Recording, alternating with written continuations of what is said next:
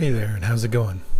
I hope you're doing well today, and I want to welcome you to the first episode of the Sunday Supper Club, where I'm going to share a recipe, talk about food, that kind of thing. Probably do this once a month, maybe more often if I'm really feeling up to it, or if I've got some recipe I want to share. So, a little bit first about my food. I am mostly plant-based. So I don't eat a whole lot of meat.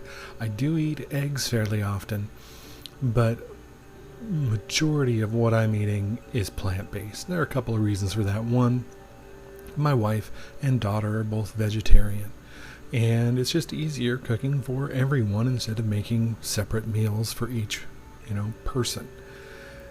And two, if you see my recent Saturday Science episode where we talk about the microbiome, it is becoming increasingly more evident that diversity in the plants that you eat is so important for long-term health. Doesn't mean you have to completely avoid meat if that's your thing, but it's the variety and the diversity of what you are eating that is really, really important. And I've had good experience with being mostly plant-based. If I'm going to go to someone's house and they're going to offer up a meat dish, I'm going to eat it. I'm not going to refuse meat. I'm going to eat probably a lot less of it. Of course, I eat a lot less of everything these days, so that's just kind of the way it is. But overall, I really have enjoyed my transition over to plant-based foods.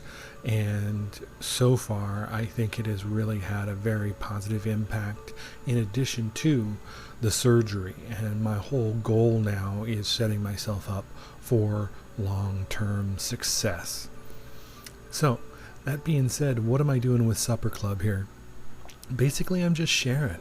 And today we're going to be sharing my favorite meatball, air quotes, recipe. Now, if you wanted to, you could use this recipe with real meat. You could use it with hamburger. You could use it with half hamburger, half pork, whatever you wish. But I choose to use this with Impossible Burger, and I'll tell you what, try it just once. Try it just once, and you may consider switching. Now, Impossible Burger, it's processed food. It's not a fat-free food. It's not a sodium-free food. It's, in many respects, it's got some similar downsides to meatballs, but it is plant-based, and it is okay, in my opinion, to have it once in a while.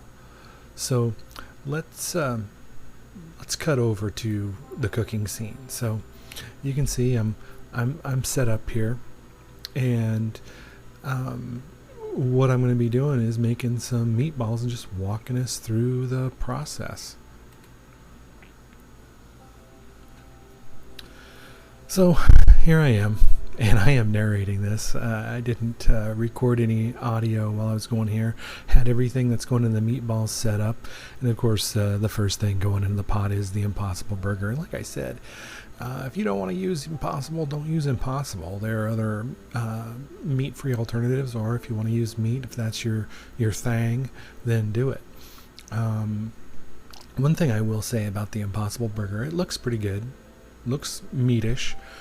Doesn't smell that great in its raw form, in my opinion. It's a little off-putting when you're putting all of this together, but the payoff is actually really, really good. So I'm going to throw in 2 packages of Impossible Burger. That's about 24 ounces, and of course the recipe will be down below for you to do. So that's two packages of Impossible Burger that we have going on here. And we've got a half cup of almond flour that's going in there. So this could also be paleo if you wanted. There's no bread in it. 2 tablespoons of olive oil going in there. And from here, what am I doing? It's like I don't know what I'm doing. Oh, I'm going to put in some eggs. I'm going to put some eggs, crack them on a flat surface so you don't introduce bacteria inside the egg, right? Crack them on a flat surface. All right, we're going to do that. We're going to add the other egg. Very nice. We have the almond flour, the oil, and the eggs in there, and we're going to give it a good mix. Mix it up and just get that all combined well. And again, I have to say, don't really like how it smells right here. It's not that great. It does not smell like beef by any stretch of the imagination. But you have to get past that. I'll be getting that pretty well mixed up. Hopefully I'll be stopping the mix here shortly and moving on with things, right? It's like, how well are you really going to mix that, dude? Come on. All right, we're done. Very good. I've got some parsley, some fresh parsley here that I'm going to mince up, and we'll cut right through that. And I'm chopping up more than I'm going to be putting into the hamburger at this point.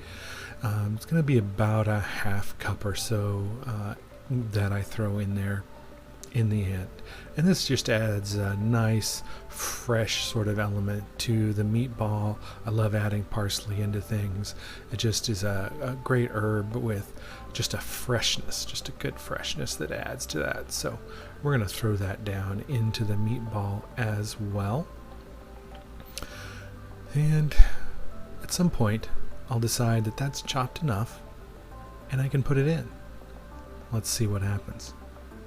Still chopping. Oh, there I go.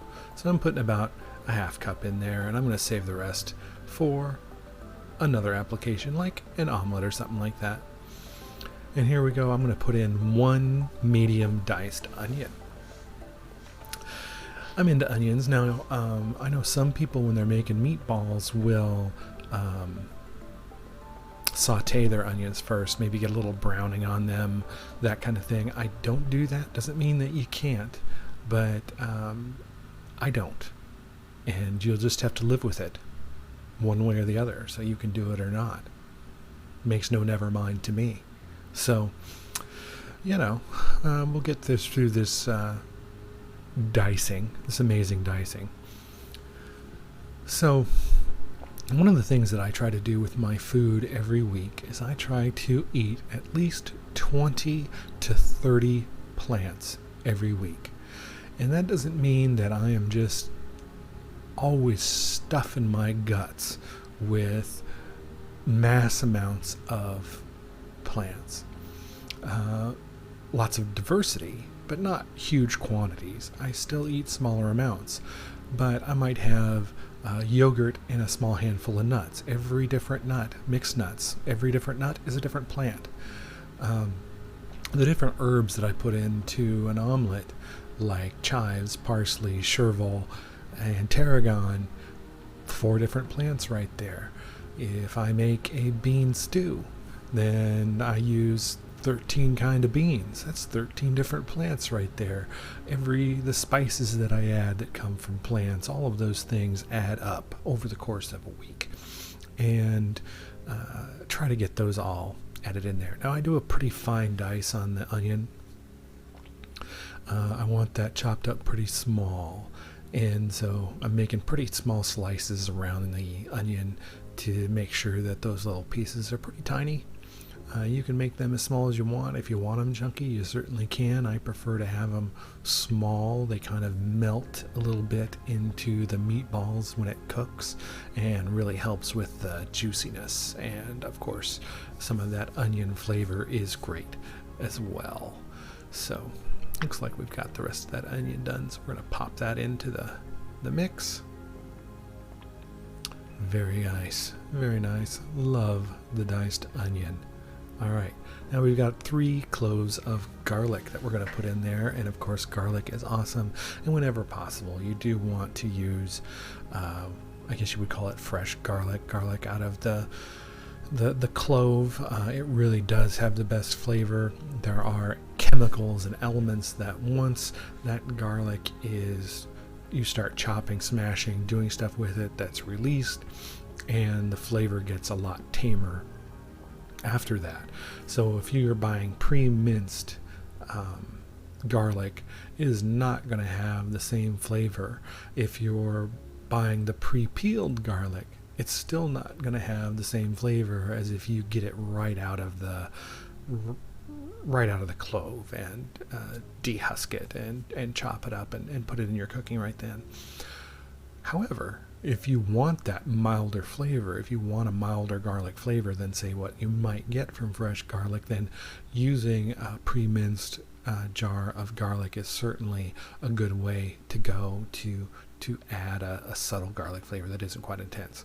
I love garlic, and fits right into this recipe, so I chop it up. I don't chop it horribly fine, and sometimes I use a little mincer or thing, but frankly I don't like cleaning them up, so I tend to just chop it and have some irregular sizes here and there, and that's just totally fine, not a big deal at all. So we'll chop that up.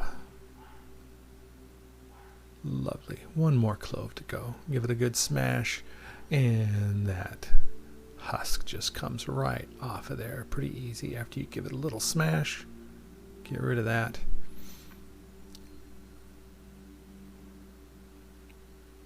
And let's chop that baby up. Get that in there. We'll get that into the meatball, mix it up. All these flavors are going to be incredible. I am telling you, this is a wonderfully, wonderfully flavored meatball that is actually pretty simple, not complex. It doesn't take all that long to get done, so I think you'll really like this one. So I think I'm about ready to wrap up this garlic chopping. I'll probably give it a little bit of a overall smash and a little bit more of a mince here and there over the top of it. A little smash. Get some juices flowing out of them. And that's just my thing. It might not do anything. I don't really know. That's just what I do. So, and we'll chop it up a little bit more.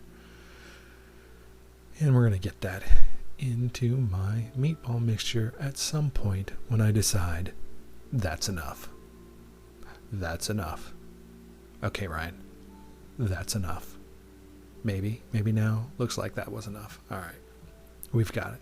Got it in there. All right. So let's take that away. And we'll come back and we've got about 2 tablespoons, maybe a little bit more of Parmesan cheese. And then we've got 2 teaspoons of salt, teaspoon of ground black pepper, half teaspoon of red pepper flakes, and a teaspoon of dried Italian herb seasoning that all went in there. That was my daughter waving, and yes, I did drop my little mix jar in there. Sorry about that. So that is all the ingredients that we're putting in this recipe, and we're going to give this a really, really good mix. Mixing that up, and round we go, and pretty soon we're going to go grab a scoop and we're going to start making some meatballs, baby. Yeah, that's what I'm saying. I'm going to be making some meatballs. All right. And I've got a cookie sheet there with some foil on it, lightly coated with some olive oil along that pan. So, and I'm taking a scoop. I'm making about 1.5 inch sized meatballs, sometimes a little bit larger, on here, and I'm going to be zipping through that, forming them up, and this is going to make, I think this made about 16 meatballs overall, and if I remember right, I speeded it up. There I go. All right, now we're cooking with gas here. We're gonna zip through the meatball making. You didn't want to sit through all of that anyway, right? You wanted to see some fast video during that. It wouldn't be a cooking video, wouldn't be one of my cooking videos without a little high-speed action going on here. So we're zipping along, putting our meatballs up there, and I think we're about to the end. And I think I had 16 of them.